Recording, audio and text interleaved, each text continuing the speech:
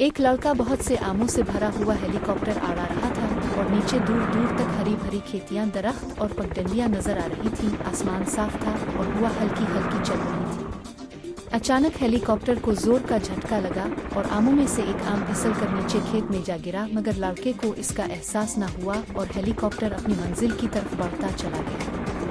वो आम नरम मिट्टी पर पड़ा रहा और तेज धूप की वजह से आहिस्ता आहिस्ता सूखने लगा। इसकी चमक मांद पड़ने लगी और यूं महसूस होने लगा जैसे इसकी जिंदगी खत्म हो गई। कुछ देर बाद एक ज़राफ़ा अपनी लंबी गर्दन के साथ वहां से गुजरा और उसके पीछे एक बावकार और ताकतवर हाथी भी आ गया। दोनों की नज़र इस तन्हा और सूखते हुए आम पर पड़ी तो उनके दिल में रहम और हमदर्दी जाग अलिफा।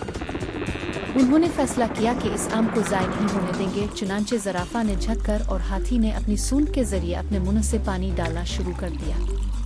वो रोज़ाना इसी जगह आते, पानी डालते और खामोशी से उम्मीद रखते कि शायद इसमें दोबारा जान आ जाए। कुछ दिन गुजरे तो इसी मिट्टी से एक नन्हा सा सब्ज पौधा निकल आया, जिसे देखकर ज़राफ़ा और हाथी की आंखों में खुशी झलकने लगी।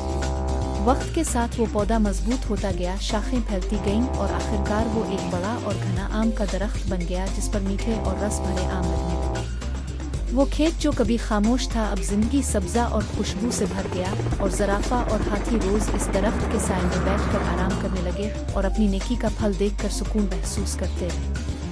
मगर एक दिन अचानक आसमान पर वही हेलीकॉप्टर दोबारा नमदार हुआ। इसका तवाज़ुन बिगड़ गया और वो जोरदार आवाज़ के साथ सीधा आम के दरख्त पर आ गया, जिससे दरख्त टूट गया और शाखें और आम जमीन पर बिखर गए। ये मंजर देखकर ज़राफ़ा और हाथी बेहद गमगीन हो गए। उनकी आंखों से आंसू बहने लगे और वो टूटे हुए दरख्त के पास खड़े होकर ये समझ गए कि नेकी से जन्म लेने वाली चीज़ कितनी कीमती होती है और उसका नुकसान दिल को किस कदर गहरा दुख देता है।